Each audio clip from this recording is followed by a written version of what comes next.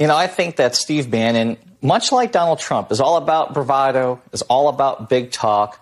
But it's a very different thing when you're facing actual consequences. And to this point, Bannon's been able to get away with it because of the Trump pardon, and he hasn't had to face those consequences. But the one thing that we've seen about both of these men, you can't trust them as far as you can throw them. They are just as likely to turn on each other in a moment's notice because they have no honor. They have no moral code. They are only in it for themselves. As long as their relationship is perceived to be mutually beneficial, sure, they're on the same side. But I remember it wasn't too long ago when Trump was teeing off on Twitter calling him Sloppy Steve, and Steve was excommunicated and had to spend years traveling around the globe trying to reinvent himself. So it's like you just never know with these type of characters what's going to happen. But I do think that one of the things that's important as this process plays out, this is such a liability for vulnerable Republican members of Congress. Republicans have high hopes of taking back Congress in 2022.